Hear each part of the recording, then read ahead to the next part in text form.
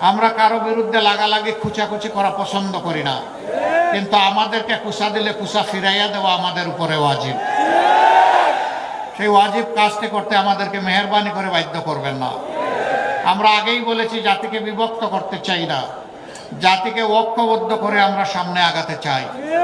এই জন্য আমরা 3টা শর্ত মাত্র দিয়েছি। এই শর্ত আমাদের রাজনৈতিক সাংগঠনিক শর্ত নয়, এটি বাংলাদেশের জনগণের শর্ত। আমরা বলেছি, আগামী সরকার যদি আল্লাহ তাআলা আমাদেরকে গঠন করার তৌফিক দেন, আমরা সবাইকে নিয়ে সরকার গঠন করতে চাইব।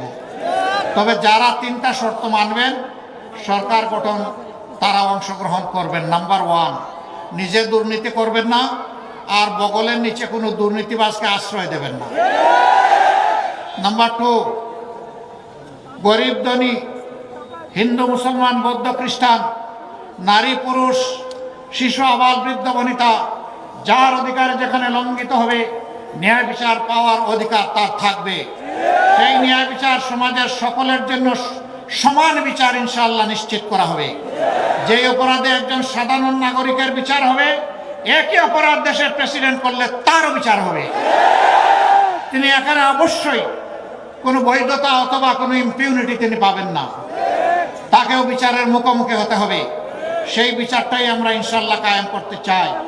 ওরকম বিচার যখন কায়েম হবে, বিচারের ঘোষণার প্রথম দিন থেকে 90% অপরাধ অটোমেটিক্যালি বাতাসে মিলাই যাবে।